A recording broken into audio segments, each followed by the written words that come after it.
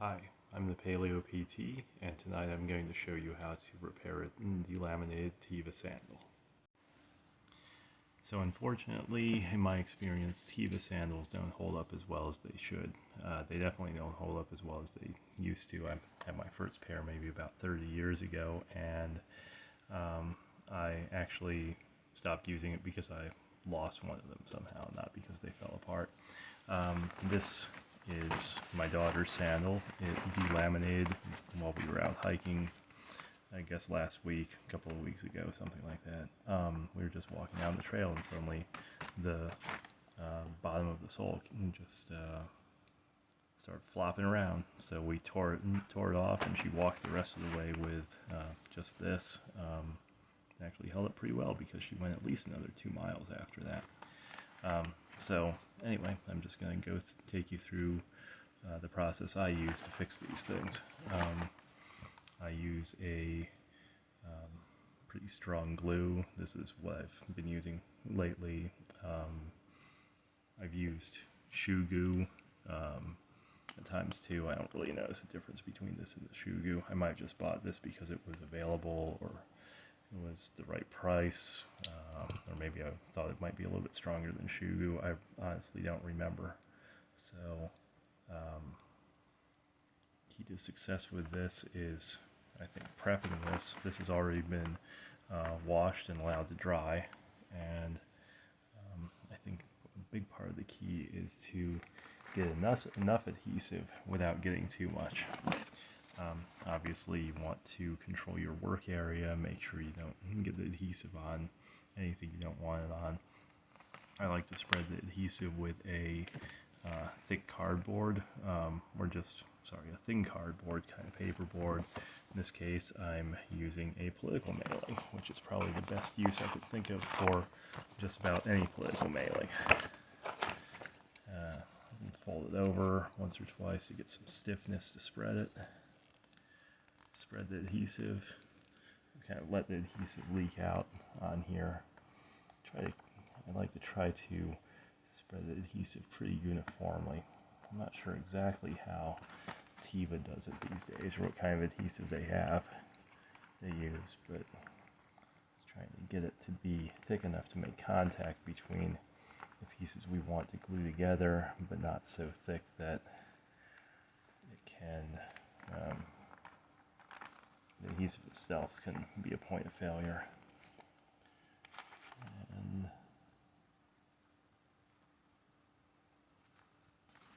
besides, getting on too thicker than necessary would be kind of a waste. I'm not worrying too much about spreading it towards the outside of the sole, towards the edge, because I figure that once all this sets, I can go back and just kind of make a bead of adhesive just around the sole, or around the edge of the sole, or any places where there might be gaps, just to try to seal out moisture, try to keep moisture from getting in there and degrading everything, because really moisture is the enemy. Incidentally, this is one of the reasons why I like to use the more like the zero shoes sandals, just because with them, at least with the basic sandals that I use, there's nothing to delaminate, and if there is a failure, it's going to probably be because either the laces wear through, or one of the holes that the laces is running through wears through. And so if you have extra lacing, you can just feed more lacing through, and if it's a hole that's worn through, you can, if you have the hole punch that comes with the sandal kit, you can punch a new hole right next to the old one and rethread the lace. Either way, it's a pretty quick field fix. I don't remember the instructions for this adhesive, but it probably should cure overnight. before it's used or before I put any finishing touches like around the edge of the sole. Maybe 48 hours is better. And like I said, I can always look at that. It'll vary by adhesive, so that's not a crucial part of these instructions.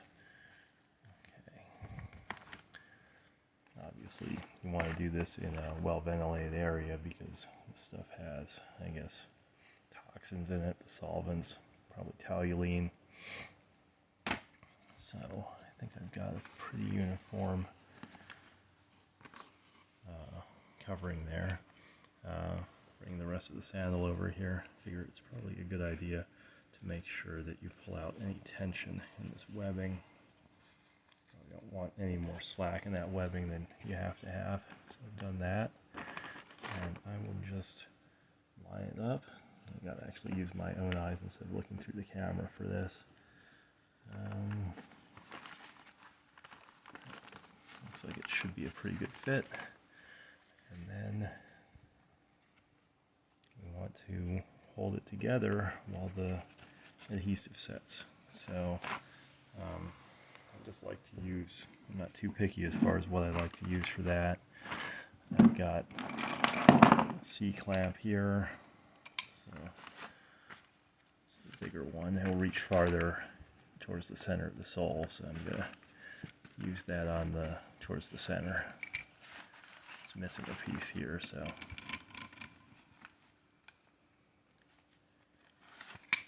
I don't think you really have to crank down on these. You just need to hold them together. If I was really gonna try to do a really good job, I might want to take a layer of cardboard or wood or something to spread out the pressure just to provide some stiffness, but I think this will do the job. Got a smaller C-clamp here too. I'll do this over the heel.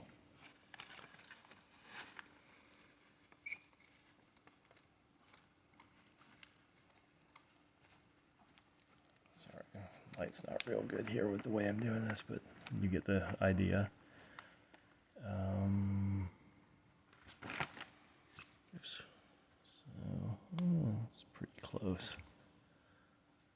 Actually, I can probably do that a little bit better. I can probably get it a little bit better if I move closer to the edge.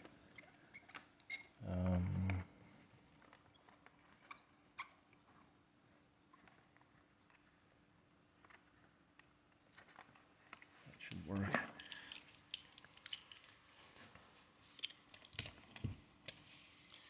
This big honking thing.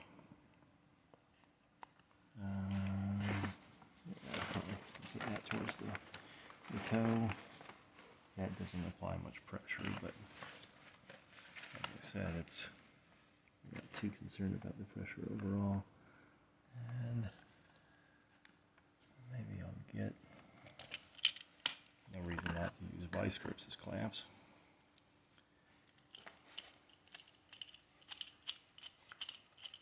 Never actually have used vice grips for clamps before, but I don't see any reason why it shouldn't work. Yep, it looks like it's working. And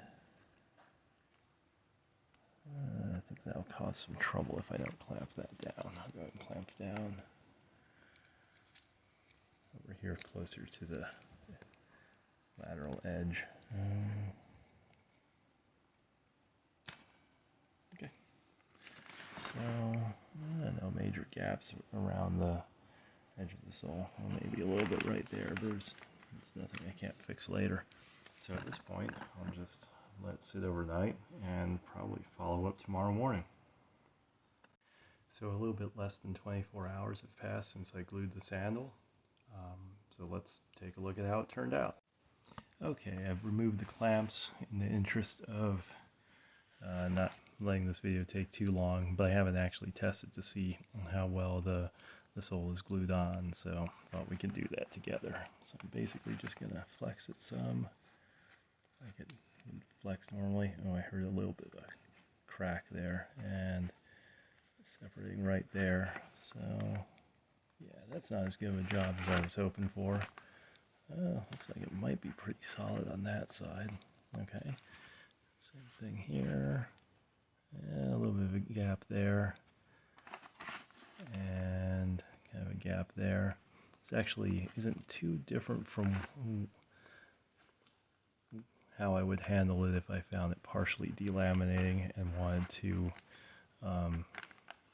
prevent it from getting worse. So basically when that happens, I take the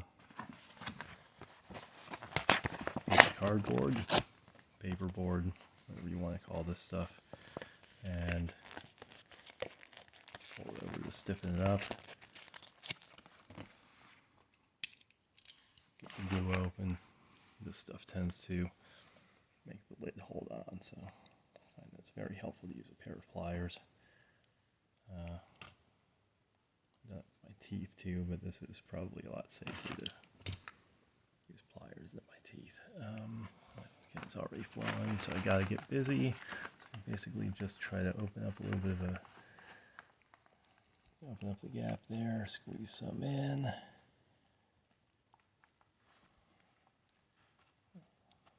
Try to get this whole side.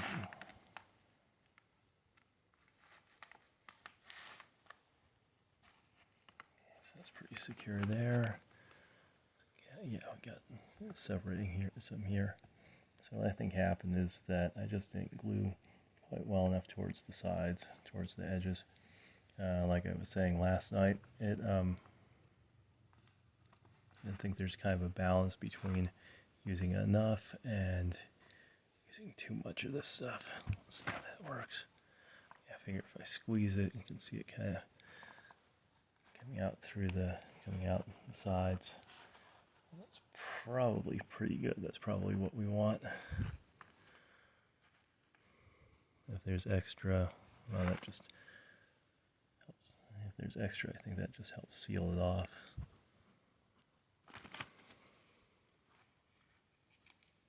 Again, trying to keep moisture from getting in there. And if it looks lousy, well, that's okay, because this is a repair job. It's if the alternative is throwing it away, I don't really care how it looks. Go ahead and clamp it just to hold it together. Let's see. Yeah, use this one.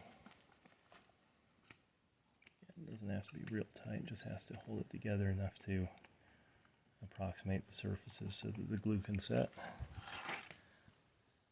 The clamps there also helps keep that side from coming in contact with the paper and sticking there. Although I did let some of the adhesive fall onto the paper.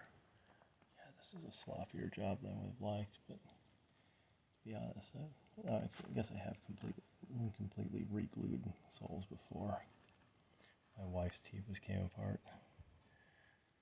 Yeah, even though I like the minimalist sandals, I haven't quite sold the rest of my family on them yet. Ooh, just kind of excess there. Oh. Sorry, I'm doing this in front of the camera, but I'm actually using my own eyes to deal with it, so I apologize for when things go out frame. Okay, trim some in there. Like I said, doing something similar to a sole that's partially delaminated seems to be pretty effective, so it should work here too.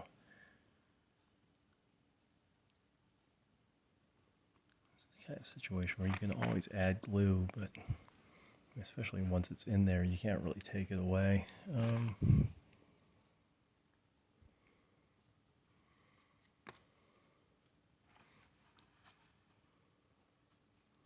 I guess if for some reason I was trying to do this like out in the field, like on a backpacking trip or something, I'd probably just glue it as best I could in one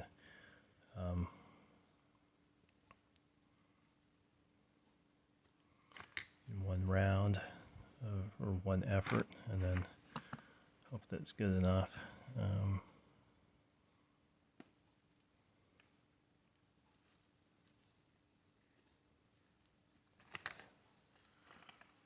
that point, I don't know if I'm really. Actually, it looks pretty good right there. I might just give it a little bit of just a bead.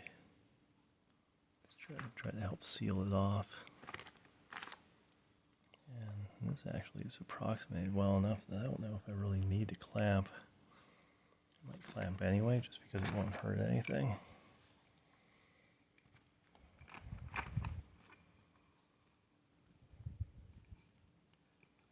And that way we know that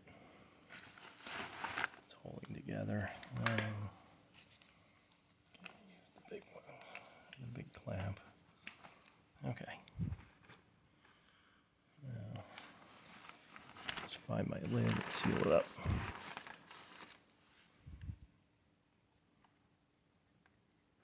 Okay, so hopefully, as far as I can tell, that should be create a finished product. So hopefully now you have a better idea of how to repair your own gear, at least to the extent of repairing sandals that have become delaminated. I wanted to make this video really because too often our society kind of expects us to just throw away something and buy a new one when it fails, and that's wasteful. It's tough on the environment, it's tough on our finances, and it doesn't have to be that way. I mean, we can get a lot more out of the gear that we have just if we apply some basic do-it-yourself skills, and hopefully y'all watching this are that much more empowered to do that. So anyway, hope you all have a good night, and I'll look forward to trying to bring you some other helpful video in the near future. Thanks for watching.